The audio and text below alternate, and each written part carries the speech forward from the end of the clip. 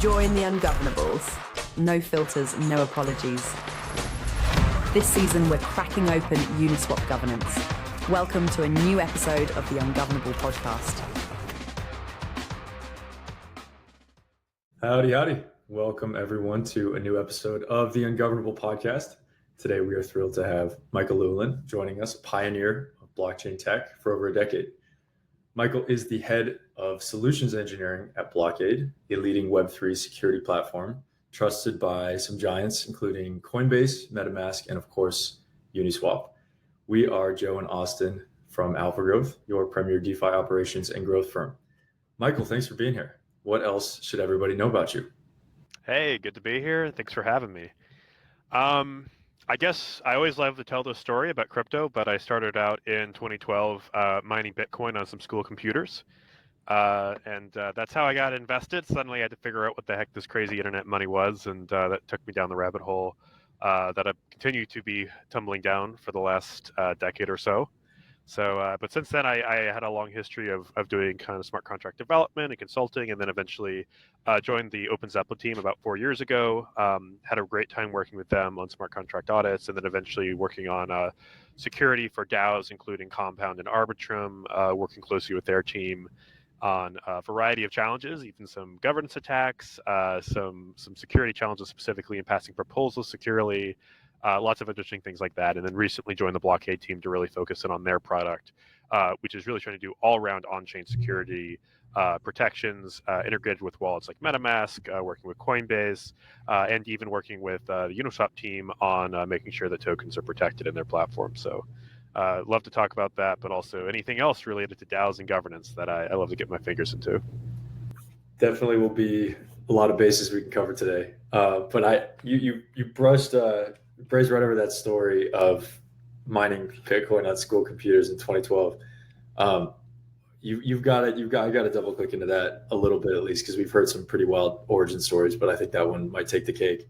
What is the first time that you interacted with the chain or Bitcoin and you said, I have to get involved in this? What did that look like? Ooh. It was really just one of those lunch periods where you're just finding ways to kill time between classes. And one of my friends at the time was playing around with Litecoin, actually. And it was like, hey, there's this thing I kept finding on some internet forum. I don't know where, but it was like, hey, we could be making money with this thing called Litecoin. It's a program that you can just run on your computer. And it prints out these tokens, and they seem to be worth value. And there's this like exchange called BTCE, which really takes you back. We didn't know how shady it was at the time. That's how early it was. Everything seemed shady. And he was like, you can make some good money on this. I played around with it, but I actually found that the mining software was not that efficient. And then I figured out you could actually install a Bitcoin mining software that would run in the background, and I could set it up in the startup folder of every computer that was in the computer lab. So I was able to get it running silently in the background. I will have to preface, this is back when Bitcoin mining on a normal computer was still feasible. Like you could still make a decent amount of money on that. ASICs were just coming online and starting to dominate the hash rate game. So there was a good year or so where I was making a little bit of passive income from every computer that was running in that computer lab. And then eventually they wiped the computers around the same time that ASIC mining took off, and it was didn't really make sense to do that any longer. But it got me hooked. It got me to the point where I was looking at more about it. I was like going to local meetups in Dallas, Texas, where I grew up, talking about this sort of thing with a lot of other folks, and they were like, hey, I want to set up a new miner. I want to set up a new wallet. How the heck do I do that? And I was, I'd gotten kind of my tactical chops on crypto enough to help them out. So I started to become a general purpose cryptocurrency consultant, for lack of a better term. Started a consulting agency just called Cryptocurrency Consulting. There wasn't a lot of people doing that sort of work back then. So especially whenever, crypto went up, there's a lot of people knocking down my door trying to figure out how to get involved and hopefully not get wrecked while they're doing so. Had a lot of Coinbase support requests too. People saying, I haven't heard from Coinbase for a few weeks. No one ever answers their support line. Can you help me out? So there was also times where that became part of my job, is just figuring out how to navigate Coinbase support. Really just every little challenge that people would run into early on in crypto when there was very little support out there and most people were just figuring out as they go. I ended up kind of just being the go-to guy. Even got on the local news once explaining how crypto worked. It was a lot of fun. Oh wow. I mean, sounds like you're a jack of all trades when it comes to crypto, from mining to security to even getting in the weeds for support. I think one thing that I found super interesting is that you're also a lecturer Ah, at yes. UT Dallas. So what really inspired you there to be teaching students about this space? So I started out at UT Dallas to get my computer science degree and graduated. But when I was there, I did start a blockchain club. So was president of that for a couple years. So it was how I actually got to know a lot of people in the Dallas Ethereum community specifically. People like Hudson Jameson and other leaders that, it's a small world in Dallas, Texas for crypto and especially Ethereum. But that was a great way to build those connections. But I also got to know some professors. I did some research with them in the management school. And specifically the financial technology program. So I ended up kind of TAing for a few of those professors and kind of helped them prepare like notes and do education on blockchain. Did a few workshops and other things that I ran for them. And then once I graduated, they kind of said, "Hey, we want to actually do a full-blown blockchain course. We wanted us to be part of the financial technology program for graduate students, so that they can understand the technology, be able to like actually build like rudimentary contracts, like ERC-2721, fairly simple, but something that would give them an idea of what Mhm. a financial firm might step into if they hired these students later and then wanted to build out a digital asset or blockchain practice or build kind of a innovate in that space. So ended up being brought in to essentially teach that course. Originally, I was kind of unofficial, like I was just brought in to kind of be a guest lecturer, but eventually they were able to make me official as a lecturer. I'm normally supposed to have a PhD when I teach a graduate course, but they were able to kind of make an exception there just because they're like, it's hard to find anyone that knows this stuff, Oh yeah. especially back when I started in like 2019. Um, but yeah, I still teach that course usually every second or third semester since it's part of a cohort, and it's shifted a bit more to data analysis now. It used to be let's show students how to build smart contracts and kind of do basic programming around DeFi and tokens. There's still an element of that to the course, but now it's much more focused on data analysis because, like, realistically, your average fintech student probably isn't going to go out there and program smart contracts for like Fidelity or something else. They're probably gonna rely on an existing standard like the Opens Up in contracts or trust that to a different engineering team. But you can teach them how to do data analysis, like how do I assess the risk of opening a position on Compound and ensure that I don't get liquidated. How do I kind of do an analysis of how much volume is occurring on certain chains, maybe assess what chains that someone wants to launch a stable coin on. So ended up doing a lot of work with Python and data analysis and a lot of the tools that they have there. So, but still teaching them the fundamentals, like why the heck does a blockchain work? What is going on with private keys? Just other basic things so that they could, basically know what they're talking about. Or I like to tell them the point of my course is not going to make you a blockchain expert, but it will hopefully teach you how to smell blockchain BS. That's to say, if someone comes in with a terrible use case or is just like, oh yeah, no, I'm going to tokenize the Canadian oil supply or some crazy idea like that. They kind of understand like the limitations of the technology to some extent to say like that's the problem you're saying you're going to solve a blockchain is not something blockchain will actually solve, because that obviously that often happens a lot with kind of snake oil salesmen or people coming up with terrible startup ideas. I was like, at least be able to think critically about this. You might not be an expert, but you'll at least know enough to maybe at least get a sense of a bad idea when you hear one. Yeah, and maybe tapping on that a little bit too is, do you notice any fundamental misconceptions that students come into the course with? Um, Hmm, that's a good like question. Oh, go ahead. Sorry. Yeah, I know that like recently, there's been the meme coin cycles, different narratives that I think, distract people and get their attention away from fundamental aspects about the DeFi and blockchain space. So I'm curious if you had any fundamental misconceptions there from students. That's a good one. It changes, I think, every year that I teach it, depending on what is what is trending. I kind of missed the peak of the meme coin cycle as I last taught in fall. It was probably near the tail end, but I have had students come in a lot like not understanding why. I think the biggest one is like not realizing just how decentralization works. They're always like, well, wait, is Michael Saylor like running Bitcoin, or isn't he like the guy? Or other years I'll have the same thing about Ethereum and Vitalik. I think the decentralization aspect is so hard for people to get on the outside. They hear that and they're like, oh, something about it's decentralized, something about it's like no one runs it. But but it's hard to tell, especially when there are crypto projects that like do have very prominent founders, or things like Solana, where there is like a very active foundation, and even projects like Ripple, where it very clearly is just kind of run by the company, for better or for worse. I think that's the hardest aspect for students to understand, and a lot of the misconceptions they have coming in. And I have to explain to them like how, and it's not even a binary thing, like it's a kind of a spectrum of like Bitcoin's like usually on the very tail end of like very decentralized, very established, no one has any practical control over it.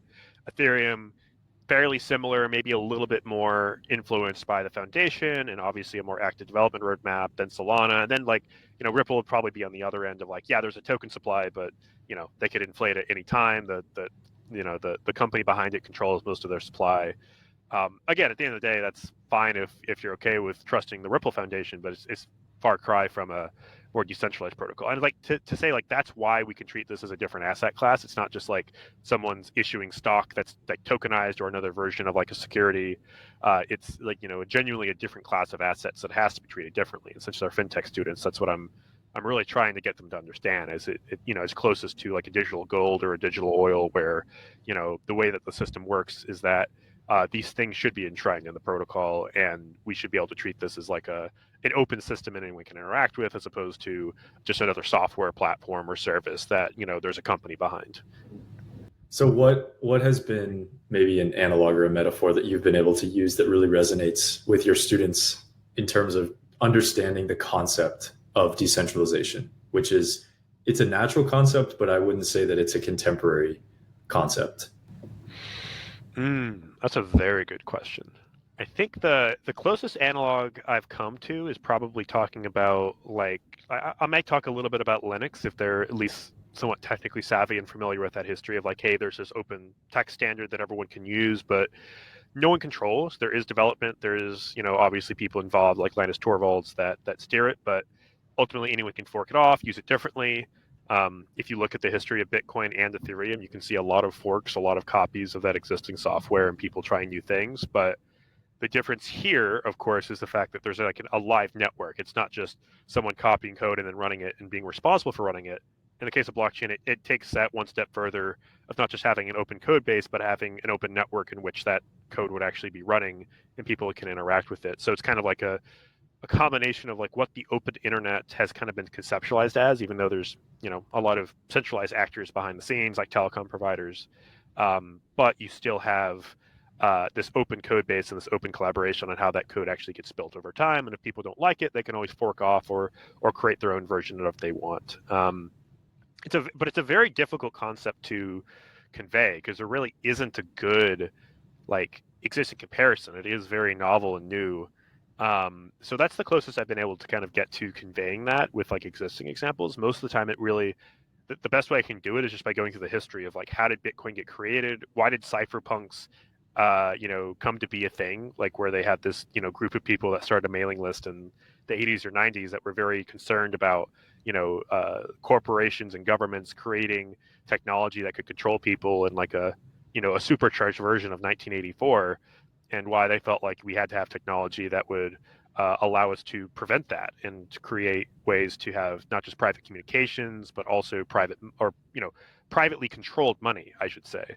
And that's, which is, kind of a still underlying ethos to this whole industry, even though we also have a lot of new players that are more interested in the use cases around building financial applications or stocks or other things. So that's not the overriding ethos, but it's kind of the one that started it. So when students are like, why are these Bitcoin guys so upset or obsessed about decentralization and like token supply and who gets to be a miner and who gets to run a node, I have to explain like there's this kind of like starting history of like being super resilient to nation states and corporations and others and attempts to co-opt the network that you kind of have to understand the discourse happening in this community, which I'm sure you guys know it's a rabbit hole of going down that and figuring out who to work with and who not to upset, especially in DAO politics and other things of what are we okay with having someone own and have some control over for the sake of delivering on it, and what do we need to be very careful about when it comes to implying control or making sure everyone feels heard and there's community consensus. It's like a very it's a politically charged atmosphere, and I'm kind of a partial at history, so I try to explain the history to students to help them understand that. The decentralized centralized thing, it's like you said, it's not binary. I somewhat see a future where you've got, I don't know if it's Bitcoin or something else, or a basket of all of these different prevalent assets where every single country essentially creates a CDP that's backed by these decentralized currencies. And each individual, of course, you can put your money into USD CDP or Russian ruble CDP, and it's issued by a centralized party. However, it's backed by something that is not centralized. I think there's a future where we at least see that happening. We might try that, but then again, when you give away the centralized control, it obviously, the knobs and dials cannot be turned, and you can't save economies if you can't control the currency. So all that to say, you also mentioned use cases, and one thing that I've noticed by for my time in this space, I try so hard to not convince people that aren't in this space to be a part of the space, and I don't convince them to try and go and buy any of this nonsense that we're working on. But instead, I try to help them understand why I'm here. The Thanksgiving when I talk about crypto and they say, oh, so you work at Bitcoin, so you work for Bitcoin. No, not even close. So I try to make them understand. But sometimes, every once in a while, when someone is very, very curious about what's going on, they'll ask really good questions. And because they have such a nascent perspective and such an outsider's view looking in, sometimes we don't see the angle that they're looking at it from. So I'm curious if any of your students have ever brought use cases to your attention that you've never even thought of before that actually might have some grounds, might hold water. Ooh, that's a very good question, because I do have them do a project where they have to kind of come up with their final project is basically come up with a blockchain use case and define it and pitch it. And it is kind of tested around just like thinking through, like, can you think of a feasible use cases, and just like, kind of slapping a problem and thing, oh, blockchain will solve it, kind of the same way people say it about AI and other things. And I've seen a few interesting ideas. I think some of the ideas that come up a lot are going to be like something that's very specifically focused on a financial problem of trust, or like very complicated markets you might never have even heard of, like syndicated loans or reinsurance or other things that are kind of very specific financial topics. Because most of my students are financial students from like a bachelor's degree, and then they're like now learning how to code and do technology in their fintech program. So, they'll always be thinking about like, hey, there's this like really obscure financial market or industry that exists that most people might not have heard of. And there is a problem with trust or efficiency that occurs here where this potentially could solve it. I'm trying to think if there's anything that's like a real standout. I think the most interesting one has probably been around syndicated loans and kind of like creating like it doesn't have a very good marketplace right now. It's hard to do discovery. It's usually very much like a kind of entities working directly with one another and putting together like these very custom packages. I couldn't tell you the specifics right off the top of my head, but I would say like it was probably the most interesting and compelling one, just because I didn't understand the industry well, and I was like, just based on what you're describing, like, yeah, the whole problem is people don't understand it well. Will you explain what a syndicated loan is? Yeah, let me actually look at my notes, because I remember this came up when I was talking to them. It's basically a loan that's offered by a group of lenders who work together to provide funds for a single borrower. So it's basically like, gotcha. Imagine, Apple is like, I want to, take out a very large loan, and usually, like a VC loan almost. You get like a lot of people in the round, so to say. Yeah. Interesting. So it's usually it could be a sovereign government. Basically, say, okay, I want to have, a bank is like, I don't want to just lend this much to one borrower, because what if that borrower doesn't pay me back? Like, that's going to have a massive impact. So it's a way to kind of spread around risk and have a group of lenders that work together to provide funds for a single borrower.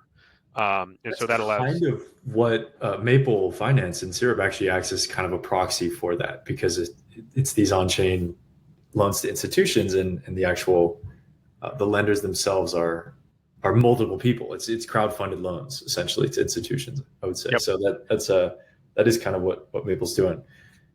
Super interesting.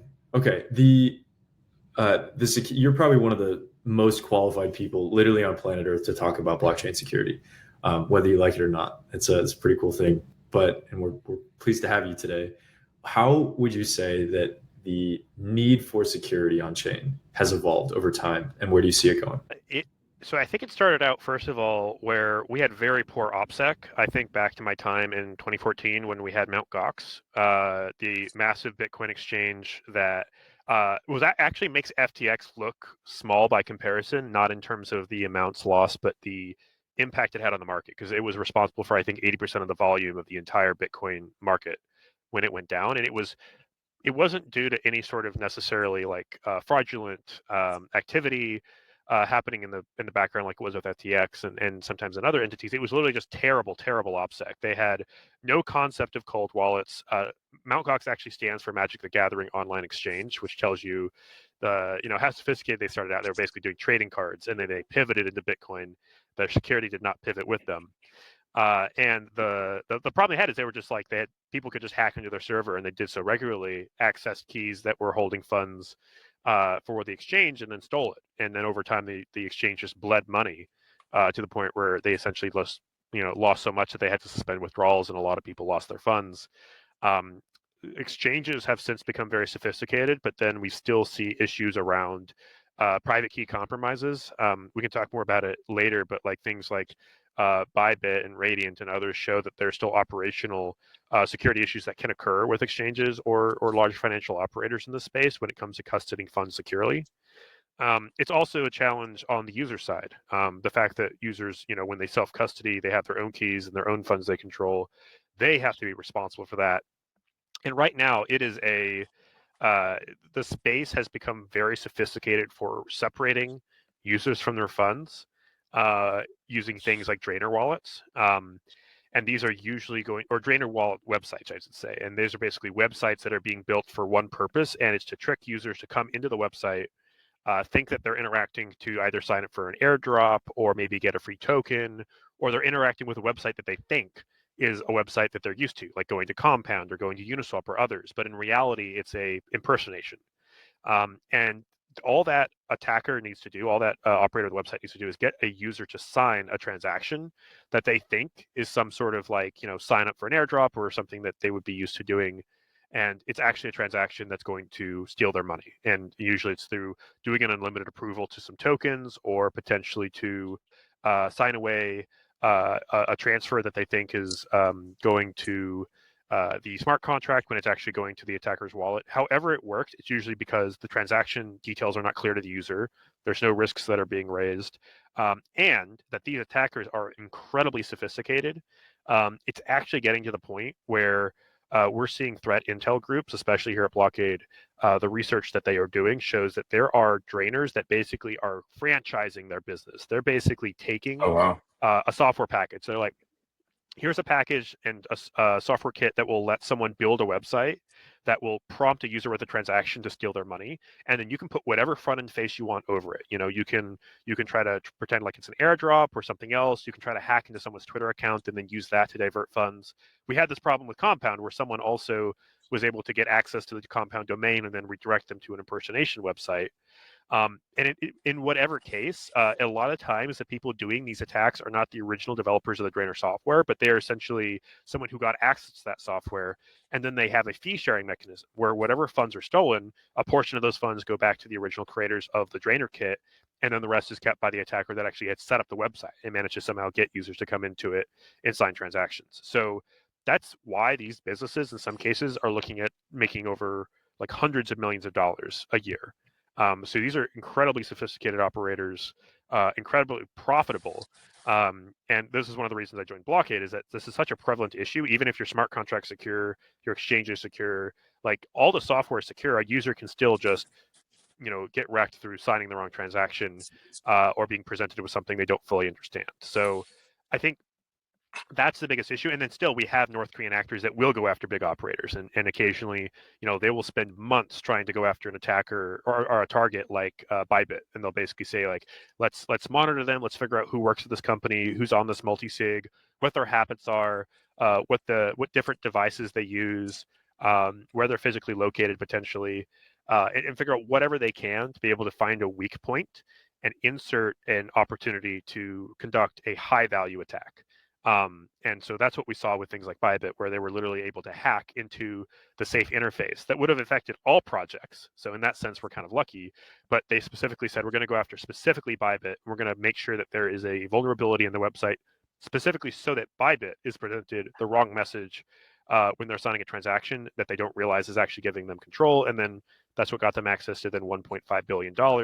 And then they're also very sophisticated when it comes to then laundering that money or moving that money very quickly, moving it through bridges and swaps and other things, and eventually trying to get it to a point where, it can't be frozen or it's difficult to trace down, and they can figure out a different way to put it through operators that can't detect if it might be stolen or not. So there's and this is at the end of the day probably going to fuel a good part of the North Korean nuclear program. So these are nation state actors that have pretty good resources behind them, that they've been doing this for years. They've gotten very good at it. And so like when it comes to security, it really comes down to like one, on the user side, there's a lot of resources being put into scamming users that people need to be aware of, almost as much as is going into regular phishing emails or things like that, because it's just so profitable if you can get the money out of that user. And then, on the institutional side or the large exchange or operator side, nation state actors might be coming after you just because you look like a juicy target. And that could be a big payday to pad out the national revenue. It might be, they might be collecting more in drainers, or rather in hacks like Bybit, than they would be in taxes.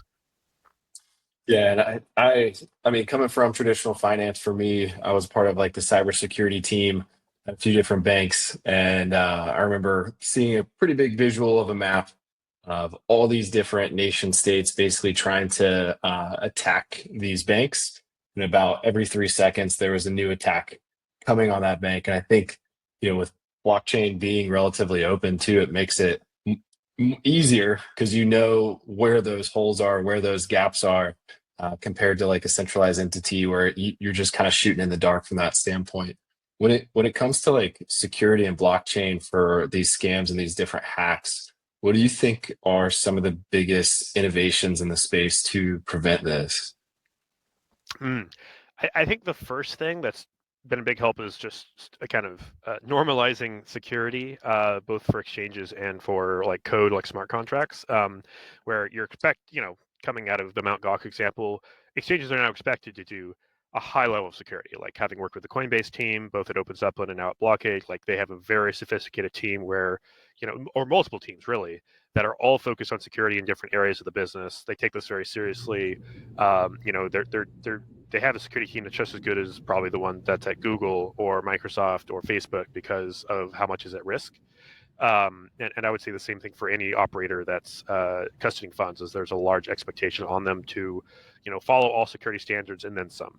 Like anything around SOC 2 or ISO 2700 1. And then I would say for users, this is one of the reasons I have joined Blockaid, is providing more insight to kind of tell users and warn users when they're interacting with something potentially malicious. So if there is a malicious domain or a malicious transaction that's presented to a user in a wallet that we support, and that includes MetaMask, Coinbase Wallet, many others that we work with today, we're able to actually detect if that domain or that token or that transaction is malicious, and then warn the user. And not just warn the user, but tell them why it's malicious. Hey, this is a known malicious actor. This is trying to steal your funds in this way through an unlimited approval. This is something that generally speaking, we know for a fact you should not interact with. And because it has prior history, or because we have seen this exact attack vector before. And present that to the user directly before they sign a transaction, before the money potentially gets lost. And in multiple stages. If you connect to a malicious DApp, we tell you don't interact with a DApp. It's malicious. If they proceed and try to continue to interact with it and are presented a malicious transaction, we further say, this is a malicious transaction, don't interact with it, and here's why. And so working with teams like MetaMask and Coinbase and others, and Uniswap Wallet as well, I should say, we work with our wallet team too. That has made a massive difference. We've actually seen like millions of dollars that have been attempted to be stolen from users, and we have been able to block that and ensure that they don't proceed in cases where previously we saw a very high rate of losses occurring with some of those customers. So that's definitely an innovation. It's not just down to like detecting the security issues in that transaction, but simulating the full result, saying, if this transaction goes through, this is the amount of money that will leave your wallet. And there's a lot of cases where that might match up to what a user's expectation was, and they know not to proceed. So I think like transaction simulation and validation through what Blockaid provides, as well as detecting malicious domains and others, has been a big part of it. There's other people doing this as well. Security Alliance does a lot of great work on providing their own threat intelligence, working with a lot of different teams, and I've been happy to work with them. Who Sam Soon and other really good security researchers have been a critical part of providing that and working directly with teams rapidly. And then with Blockaid having like this be provided as a general product, where you have a 24/7 threat intelligence team that's constantly updating, tweaking, and staying ahead of threat actors.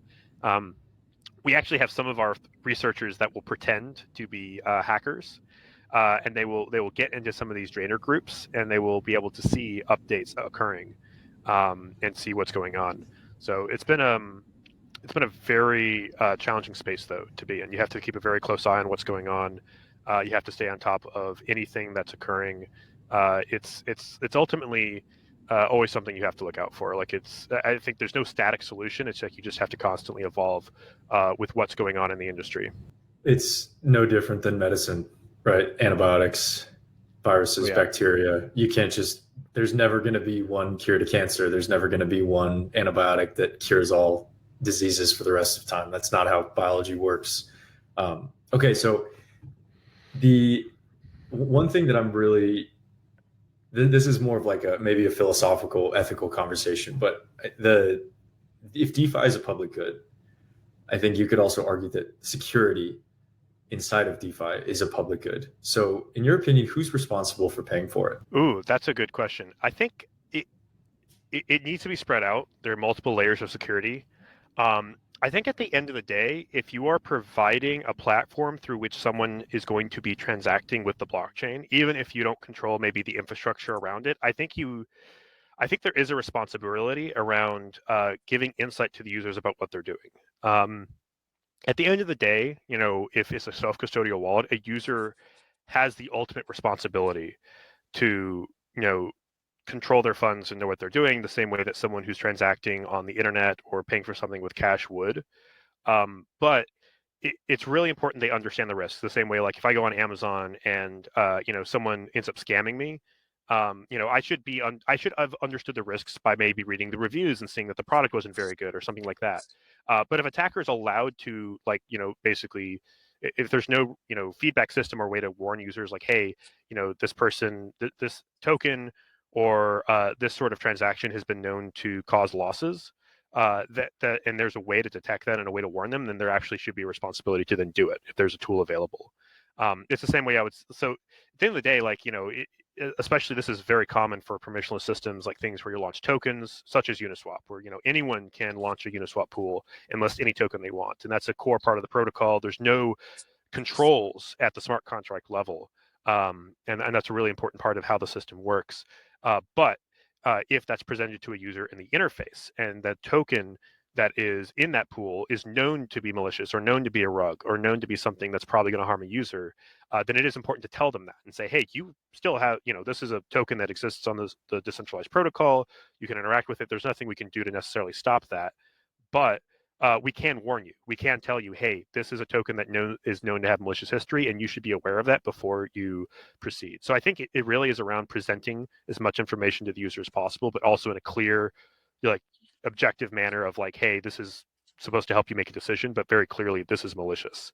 Now, beyond that, if you get into a system where there is control, for example, if you're like an exchange or a centralized provider, then yeah, I think there's a little bit more responsibility than to just not list it at all if you know it's malicious. And we also work with centralized exchanges to help detect potential malicious tokens or other assets that might not be really meet their standards for what they want to expose their user base to.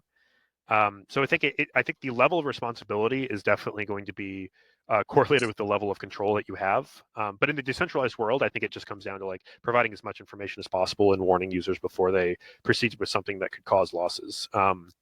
Because I think that's, if a user is just going purely off of hey, I'm interacting with a smart contract and I get this transaction, it's hard for a technical person to understand what these transactions do sometimes. For a non-technical user, it's very difficult. And usually these scams occur when they're being directed to, take certain steps that someone that has built up trust with them, and what we would call a pig butchering scam, which is you fatten someone up, build up their trust, and then you get them to send you a lot of money.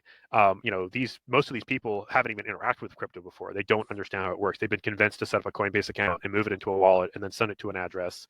And if there aren't any protections in place to tell them exactly, hey, what you're about to do is very risky, or you're interacting with someone who's known to be malicious, there's no real way for them to be protected.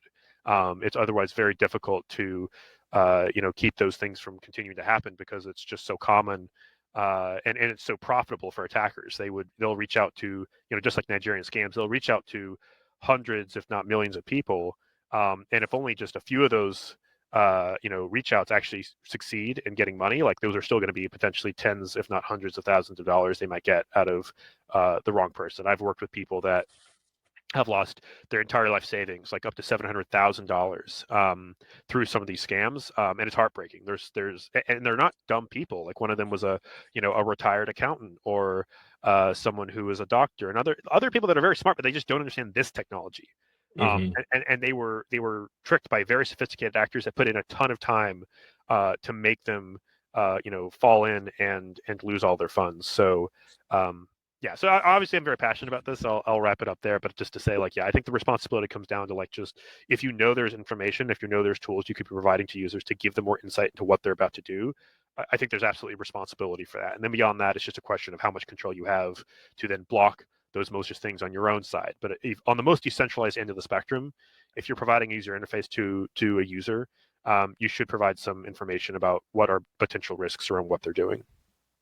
Yeah, I think it's important to have those guardrails up for especially new users too, right? Like for the pig butchering scams or romance scams or whatever whatever scam is coming up next. So that way their first interaction with crypto isn't going to be a bad one and completely leave a bad taste in their mouth.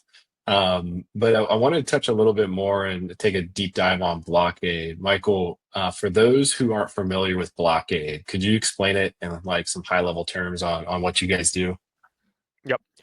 Essentially, we are an end-to-end on-chain security platform. Our main objective is ultimately to solve all the major security issues that we see in the industry that can be done.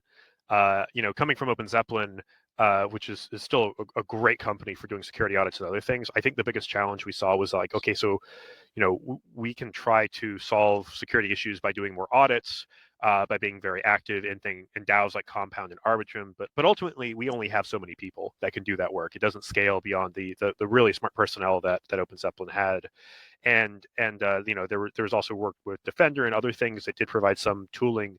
But I think the big difference I found with Blockaid, and the reason I've been really passionate about the work we're doing here, is it really is trying to go to where the users are. It is trying to integrate into it's not just working with a smart contract team, but working with the consumer facing products. So the bread and butter of Blockaid is end user protection of servicing any transaction, a domain, a token, anything that's malicious or could harm a user, and working with some of the biggest companies in the space like Coinbase, OpenSea, Uniswap, and anyone else that we talk to. That list grows every week. But then to also work with those teams on, hey, now that we have all of this protection and coverage provided to your user base, let's also work directly with your core team on what we can monitor in your smart contracts. We can tell you and give you insights into where users are being scammed. We can tell you how that your change in a UI, maybe you made a big red button a little bit bigger when you're warning a user based on the insights we give them. We can show you how much that might have decreased scams or not. We can tell you what's going on the various different blockchains where you're listed, and we can also help you protect core assets. A lot of these teams will do their own treasury management, or they have their own funds on chain through a multi-sig or an MPC solution like Fireblocks, or many others. And they're trying to make sure that what happened to Bybit doesn't happen to them. So we have another solution that's come out called Cosigner. And the whole point of Cosigner is to essentially do transaction screening on every transaction that goes through a multisig, and not only service those warnings and details to the users of those multisigs, which could be managing millions of dollars, but also to then block that transaction, or rather to refuse to sign a transaction if warnings come up. And the reason that's important, and the reason we've kind of gone the extra step to be involved in the signing process, is because of situations like Bybit, where if the user interface is compromised, there's no way to warn the user. The attacker, if they have control of the user interface, or they have control of the end user device, like they've hacked into your laptop. You think you're interacting with the normal safe website, but you're actually interacting with something that they've set up. If they have complete control of your end user device, you have no way of knowing what's going on. Maybe if you do some proper checks on a hardware device that you might be using to sign, you could prevent that, but that is a very challenging field that continues to need a lot of work to improve. We are working on trying to improve that as well.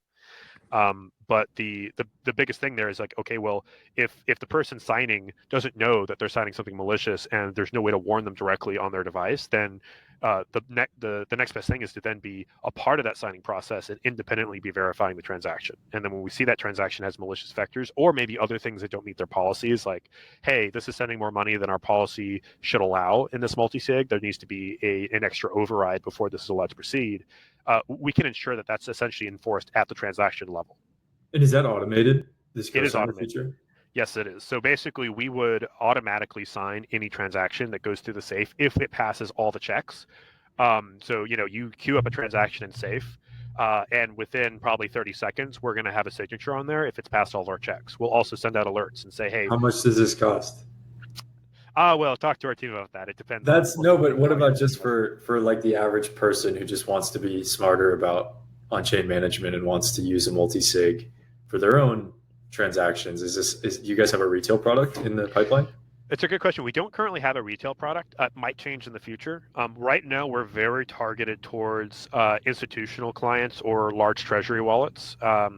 So teams that are trying to essentially manage a bunch of funds behind the scenes. So it could be things like we're managing a large grant program with over $100,000 in our wallet or something like that. I think at some point, and I say this because we're very early in this product, it's something we've been offering only for a few months.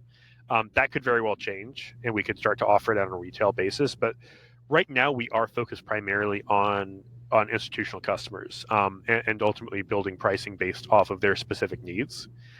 But I think I would love for this to be something that's available to customers at some point in the future, where anyone could build a cosigner into their safe. That would definitely be a great goal to see in the future. For now, they do have the ability to use Blockaid in their wallet or other things, so they still get warnings. But I think at the end of the day, that the attack vector that we're most concerned about that cosigner solves is not one I would expect to be deployed against a retail user. It's something that I would expect like a North Korean actor to go to very sophisticated lengths to do, that they would only put in that much effort if they were going after a really fat target like a treasury wallet or something operated by an exchange or a hedge fund or something like that. So that's why we're focusing on that target segment. But as this product develops and matures, it could possibly be something we provide to retail just to continue to expand that coverage. Okay, I look forward to that. That'll be really cool. Michael, how does Blockaid work with Uniswap? So we've been working with the Uniswap team for I think at least a good 6 months, if not more, at least since we've been public with that announcement. The primary way that we do so is in the user interface. So whenever you go to the Uniswap app, whether that's on mobile or on the website, you'll go in and you'll maybe search for a token. That's one of the first things you can do and say, I would love to interact with this token. You can put in the name, you can put in the address, and it'll usually pop up. The thing that had become a problem is, like I was saying earlier, anyone can list a token on Uniswap, and that could include rug pulls or malicious tokens or things that users should, would be potentially not wanting to interact with if they understood the full details and risks. And so whenever you look up a token on Uniswap, if it is something that we see particular risks about, so for example, we're like, hey, this is like a known malicious token, it has a high selfie, it is an impersonation token. So like it might be an okay token on its own, but we know it's trying to impersonate like USDC or Link or something else. Or it's got a honeypot warning, like, hey, we see that this has been set up in such a way that it could be a honeypot, they could be rugging you later on. Doesn't necessarily mean it's malicious. There's a lot of tokens that look like a honeypot, but might just be kind of a run-of-the-mill meme coin, but generally just making sure that they're aware of those risks. And there's an entire documentation page that Uniswap offers that kind of goes into detail about these warnings. And it's something that you will see if you go into the Uniswap interface, you look up any token that has one of these risks, it will pop up and specifically say, here's a warning backed up by Blockaid, and this is why you should consider not proceeding, or at least be aware of these risks before you engage with that. And that's also something we have available in the Uniswap wallet. I've definitely seen that before. Thankfully, I haven't engaged with too many honeypots, I don't think. So I haven't seen a ton of these warnings, but I have seen this token is not traded on leading US exchanges. I've definitely seen that warning before. That's probably the most common warning because there's only so many tokens that are on the US leading exchanges. But what is the most difficult aspect of balancing security with permissionless ethos of a protocol like Uniswap? That's another good question. I think it comes down to like who's responsible. I think the biggest challenge is figuring out who's responsible for security. And luckily I think teams like Uniswap do take a proactive approach, but like there are other teams we talk to where they don't take it as seriously, or at least they don't take it as seriously until they see how big the problem becomes and how it kind of affects their bottom line. Because at some point it's like, well, a user loses funds, well, okay, that just happens, it's decentralized, whatever. But then when you realize that this actually can create churn, like if you have a user base that came in, it has money, and then suddenly a malicious rug pull takes all their money, it's very unlikely they'll want to interact with it again. They will either just not have any money left to trade on that platform, or they just decide that the remaining money should be better put elsewhere.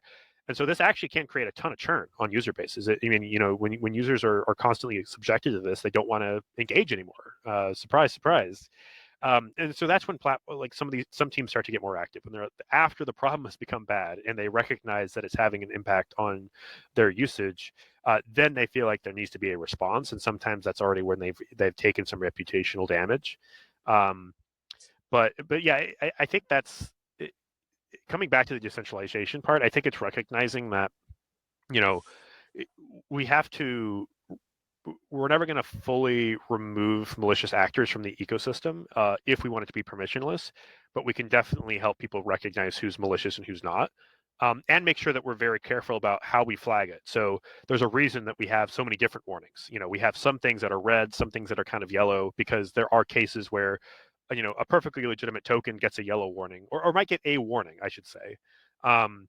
And someone's like, hey, like, why am I being flagged? I'm a perfectly okay token. And it turns out there's kind of some weird stuff about that token. It might have a unstable token price. It might have an unfair supply distribution, things that would trigger a potential warning. But then it's important to put that in context of okay, is this like a warning that a user should just be aware of, but it's not necessarily a token that they, should interact with. It's just like, be aware this is kind of a riskier token than others, versus like a token where it's like, no, this is definitely malicious and there's probably no reason you should interact with it. And just making sure that we're accurate and fair with those ratings. That's something that we've done a very good job of doing compared to the rest of the industry or anyone else that has tried to do similar work. And it's partly having really good threat intel data, having really well-tailored heuristics, and then just constantly responding to what comes up and what gets flagged, and making sure that we're constantly adjusting it. Like new token standards come out, or new projects get launched, and we have to make sure that we're keeping an eye on how we're rating that, and that we're always keeping it fair, and we're not going too overboard with too many false positives that might arise, or the opposite, if we restrict the warnings to the point where we actually might miss things, which is even worse. So it's a very fine line, and our team's gotten very good at doing it, and we've gotten very good at working with the teams that build these platforms to make sure we're hitting their exact criteria. What Uniswap would care about showing in terms of risks might be different than what like a meme coin platform like a pump.fund would care about showing, because they just have a different sort of expectation for their user base.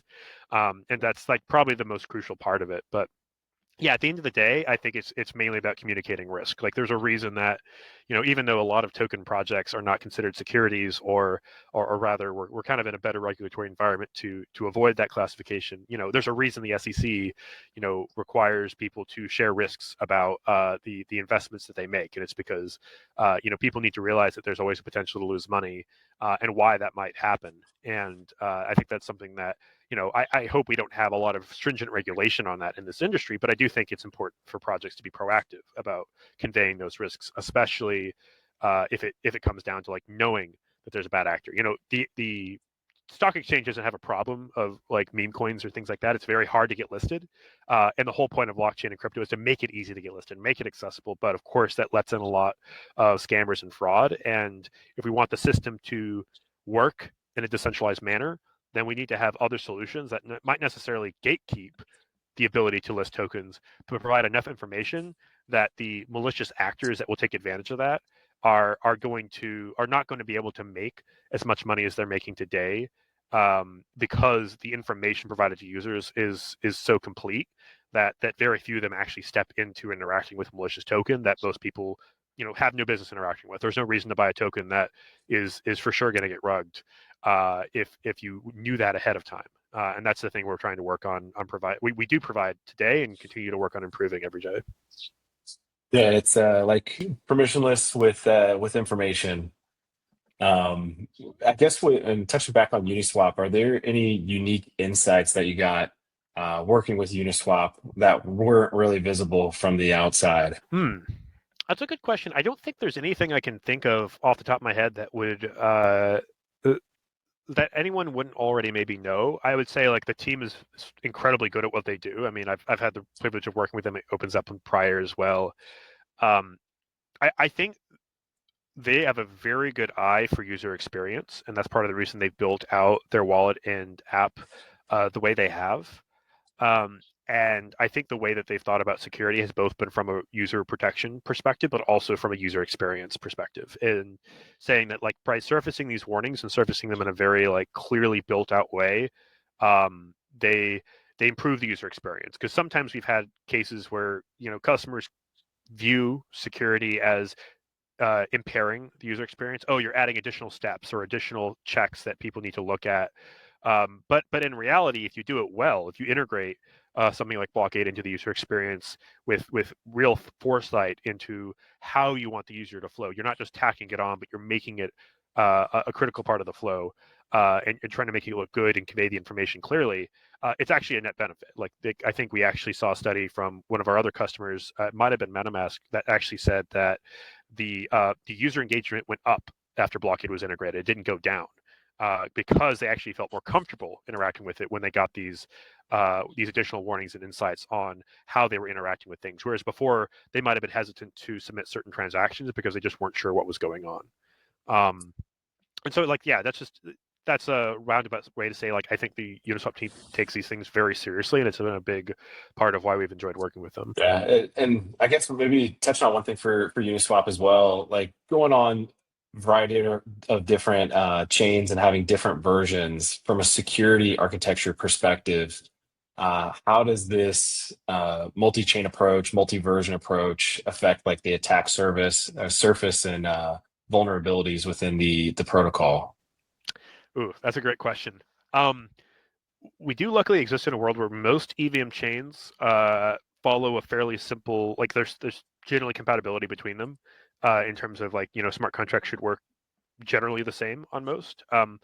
There is a challenge with some things, and there are also some rollups like the ZK Sync and abstract rollups that have like some key differences that we have to be aware of when we're integrating with them and providing support for them, as Blockaid does today.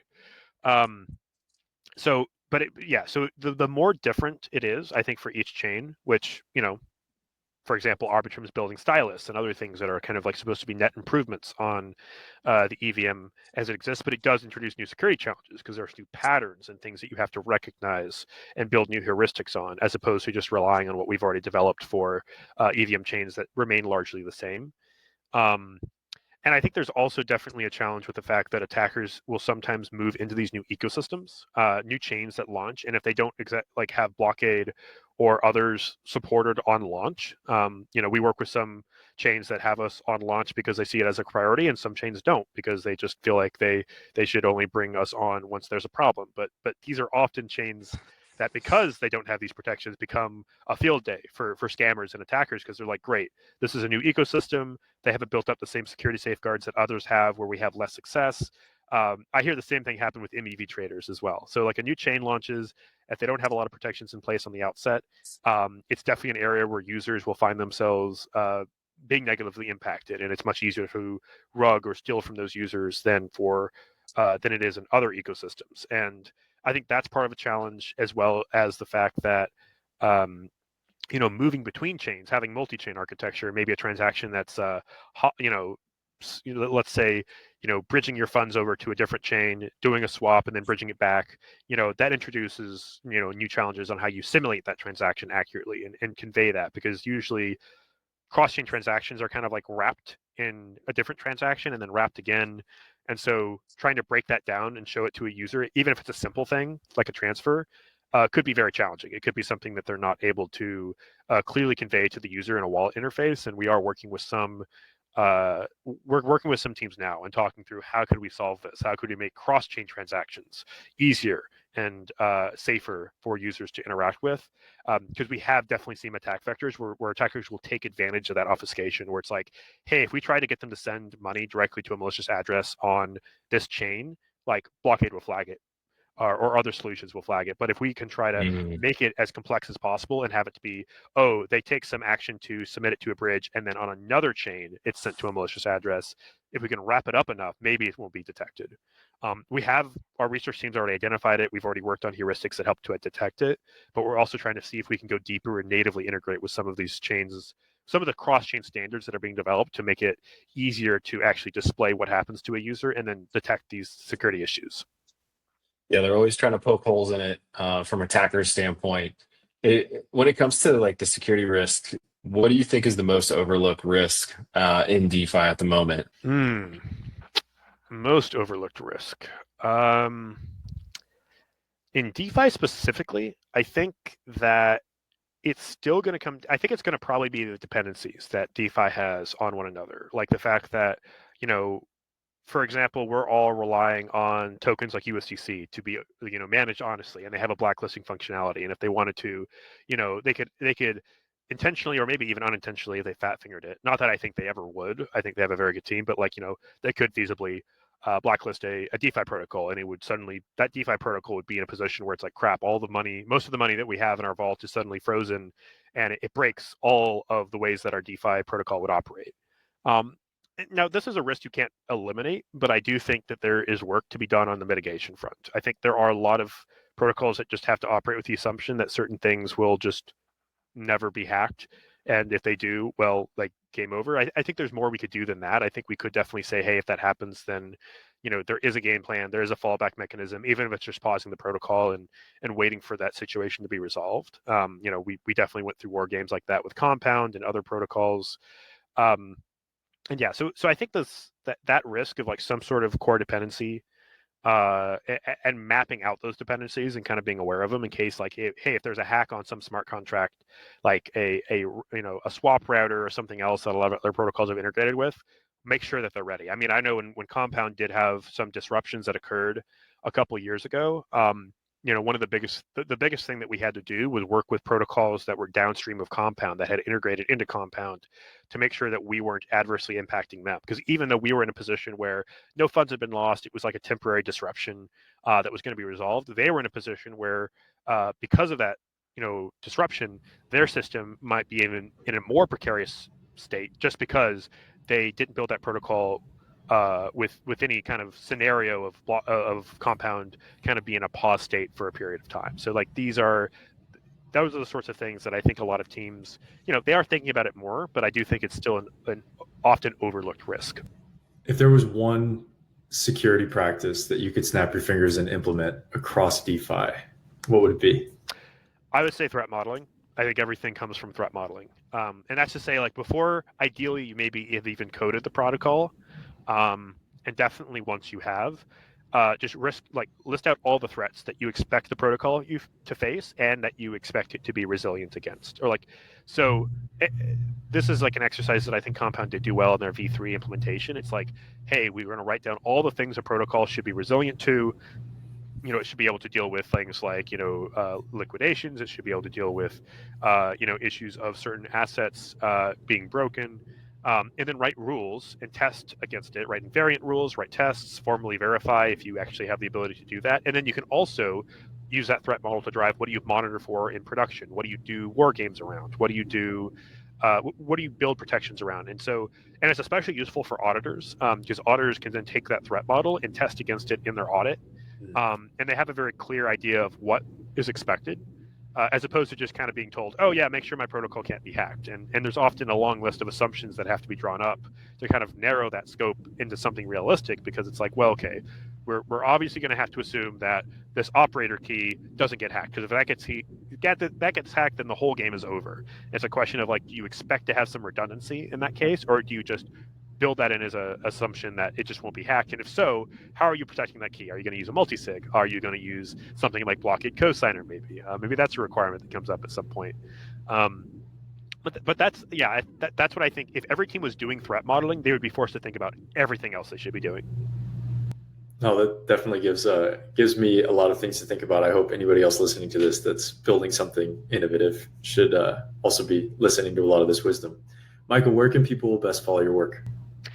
They can follow me on Lewellen Michael on Twitter, as well as Blockaid or _Blockaid. We do have a webinar coming up in a couple weeks that will talk more about the Bybit hack and how things like cosigner can help prevent them. So that's definitely the best next thing to look at. I'll also be in Token 2049 at Dubai if anyone wants to come and find me there. I'll be walking around and talking to a lot of our customers and prospective clients. So we'll be happy to chat with anyone who's interested. And generally speaking, I also try to stay active in forums like Arbitrum and Compound and lurk around on their DAOs. We didn't talk a lot about that, but yeah, I'm still kind of involved in the DAO landscape, although not as much as I was previously. Beautiful.